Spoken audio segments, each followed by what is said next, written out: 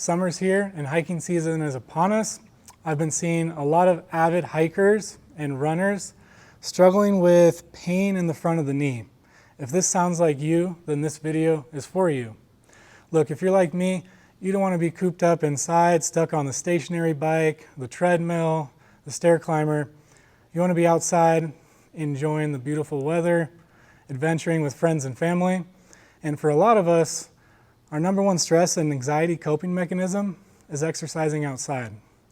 We've all had that frustrating experience with a practitioner where if it hurts to hike, don't hike. Or take this medication, let's try this injection. Actually, maybe we need to get an image to see if you need surgery. I'm here to tell you that we don't need those things most of the time. And with some simple education to make sense of what's going on and some strength and conditioning principles, we can get you back to being strong and confident on the trail. So for the education piece, how do we make sense of this pain? Pain in the front of the knee that's worse with activity is actually called activity-related knee pain or patellofemoral pain.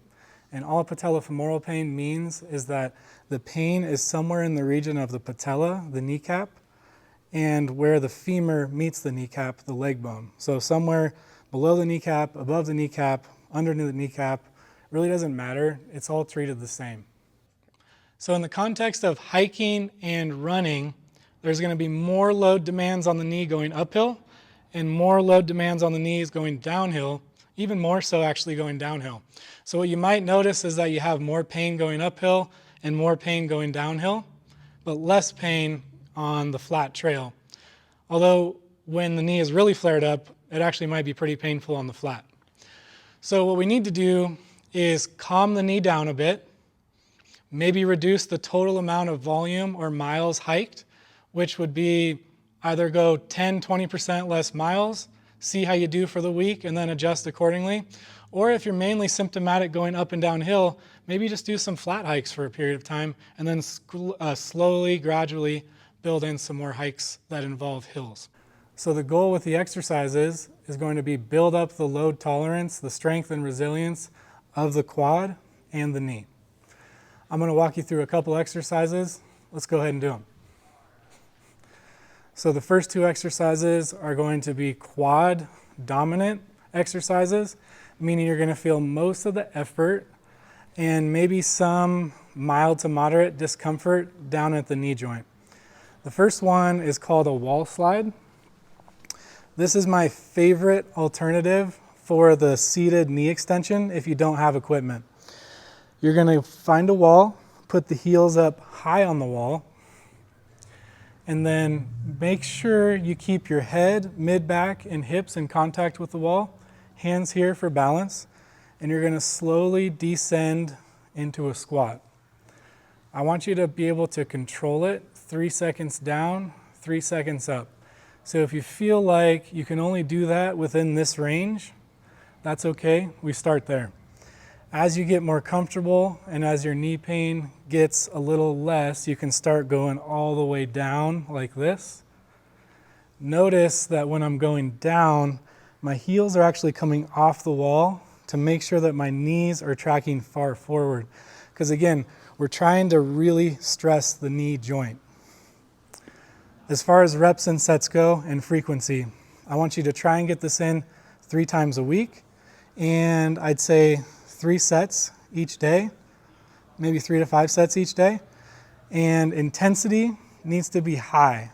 So I usually go 3 sets to failure or 3 sets to fatigue, but I need you somewhere at least in the realm of 1 to 2 reps left in the tank to know that we sufficiently loaded the structures in the knee and the quad. Okay, so the second quad/knee dominant exercise is just going to be an isometric lunge with a hold at the bottom. I want you to get in a lunge position and then just lift your back knee just enough to roll a pencil under it. It's going to burn like heck, it might hurt, but I need you to be consistent with it, and over time you'll see that the knee is more comfortable and the quad is going to get stronger. So as we're down here, we're going to put the back leg back and the toe under and have a bench or a coffee table here just in case you're not able to currently support your own weight. And then I'm going to lift.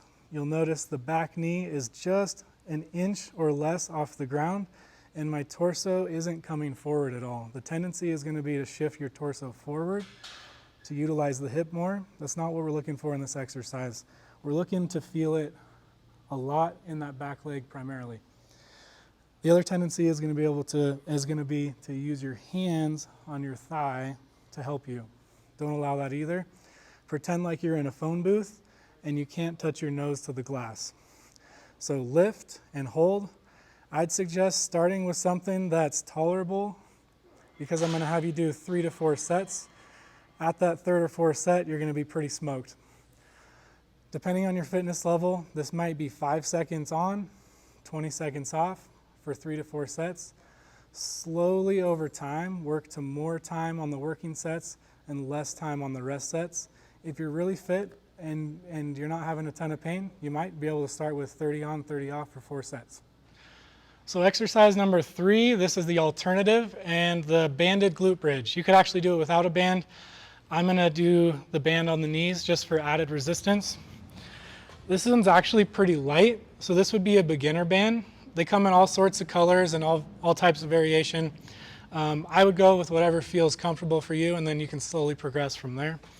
I'm going to have you put the band right above the knee, and then lie on your back, and we're going to put the feet about hip width. Notice that I'm going to pull the knees out a bit, and you're going to hold that position with the knees, and then pretend like you have a belt buckle on. You're just going to drive through your heels and drive the belt buckle up towards the ceiling. I like to do a 1 to 2 second squeeze, really feel some good contraction in the hips, and then back down. Up and back down. Again, we're trying to hold the knees out and keep tension on the band. Up and down. Same as the other exercises. I'm just going to have you do them to fatigue, which for me means 1 to 2 good reps left in the tank, or until you can't do anymore and you're about to cramp. The option without the band is just the same thing. Up, down, and you can play with different foot positions. Heels in closer to your hips to get a little bit more of the glutes. Heels further away to get a little bit more of the hamstrings. Hope this video was helpful. I'd appreciate any comments you have. Drop them in the comment section below, share them with a friend, and subscribe for more videos.